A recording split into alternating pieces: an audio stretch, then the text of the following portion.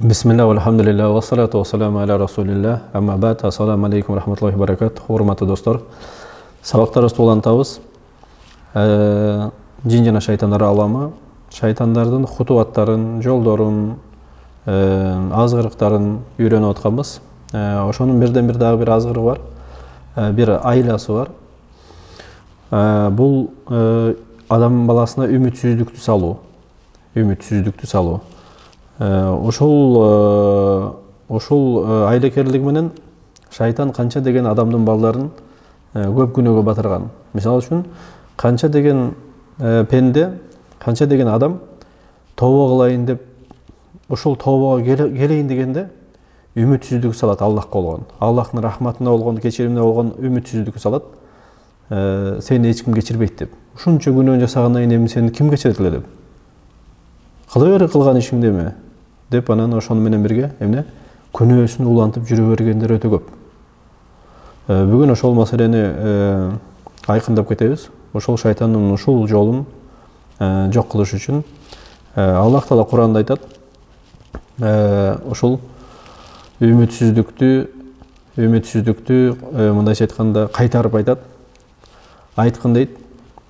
Айткын, менин пенделерим өзүнүн нафстарына жамандык кылган. Мындайча айтканда, күнөө аркылуу өзүнө жамандык кылган пенделериме айтып кой дейт. Аллахтын рахматынан үмүттөрүн үзбөгүлө деп айтып кой дейт. Аллахтын рахматынан үмүтүңөрдү үзбөгүлө. Шексиз Аллах Таала күнөөнүн баарын кечирет дейт Аллах Таала. Себеп дегенде ал кечиримдүү жана ырайымдуу. Мына бул аят бардык күнөө кылып жүргөн жана тобо кыла албай жүргөн адамдарга Аллахтын болгон рахмат аяты. Кимде ким күнөө кылып жүргөн болсо, шайтандын ойронуна түшүп, айлакерлигине түшүп, анда ошол аятты жакшы эстеп, ошол аятка амал кылып, Аллахтын рахматынын кечириминен үмүтүн үзбөсүн. Аллах Таала канча күнөө болбосун, Аллахтын рахматы, кечирими андан да кенен болот дайыма. Аллах себеп дегенде тобо кылуучу пендесин абдан жакшы көрөт. Ошон үчүн тобого шашылыш керек. Бирок шарты, ошол тобонун шарттары аткарылыш керек. Ал шарттарынан албетте эң биринчи шарты адам баласы ошол жасаган күнөөнүн зыянын билиш керек. Зыянын билиш керек деген сөз, ушул күнөө себептүү кыямат күнү чыдабаган азапка кабыл болорун билиш керек. Жана бул дүйнөдө Аллахтын рахматынан, берекесинен үзүлөрүн билиш керек. Аллах Таала күнөөкөр кишиге береке бербейт, ушул күнөөнүн себебинен. Жакшы иштерге жардам бербейт деген сөз. Ошон үчүн тобо да кыла албайсың. Ошол себептен бул күнөөнүн зыянын жакшы билиш керек. Качан ошол күнөөнүн зыянын билип баштаганда, билгенде, анан ошол күнөө эмне? Жүрөктө ооруну пайда кылат. Бул оору кайдан пайда болот?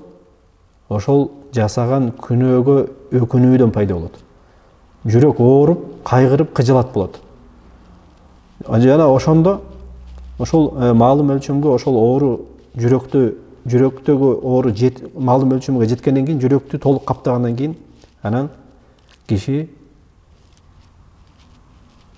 катуу, күчтүү чечим чыгарат.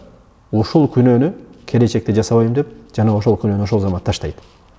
Ошол шарттары ар бир тободо болуш керек. Эгер ушул шарттар табыла турган болсо, анда Аллах Таала кечирерине шек жок эч убакта.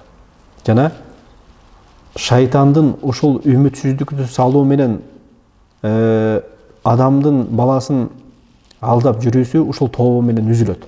Ушул тобо менен шайтанга катуу сокку берилет. Эч качан Аллахтын үмүтүнөн, Аллахтын рахматынан, кечириминен, жакшылыгынан үмүттү үзбөш керек. Жана ушул нерсе менен тобо кылуу менен, кайра Аллахка кайтуу менен, кайра пайгамбардын сүннөтү менен жашоо менен кайра ошол нерсеге кайтып, жашоону оңдоп кетиш керек. Жана ушул нерсе менен шайтан жана жиндердин мурдун жерге шыкаш керек. Ушул чекитте токтоп турабыз. Эмки сабакты улантабыз. Бүгүнкү үйрөнүүчү дуабыз адаттагындай биз азан айткан маалдагы дуаларды үйрөнүп атканбыз. Бүгүнкү акыркы дуа Сахих Бухариде келет. Имам Бухари риваят кылат.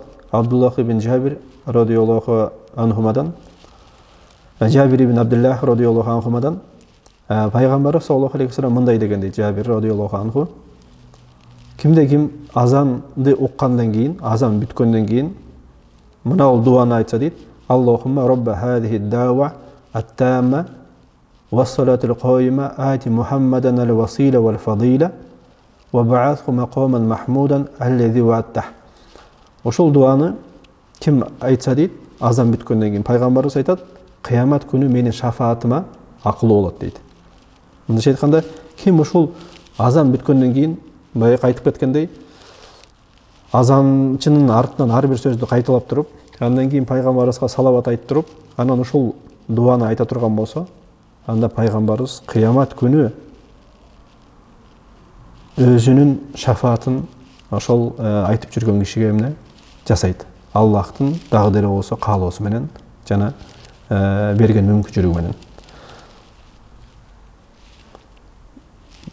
Аллах Таала баарыбызды пайгамбарыбыздын шафаатына акылуу кылып, ошол нерсени баарыбызга насип этсин кыямат күнү.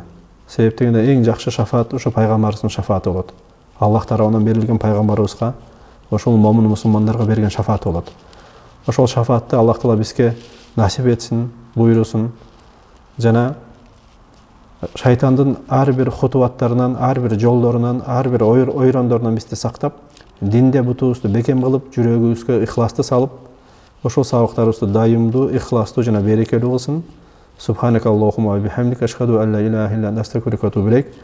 Görüşkünce sağ salamatта болуңуздар. Ассаламу алейкум ва рахматуллахи ва баракатуху.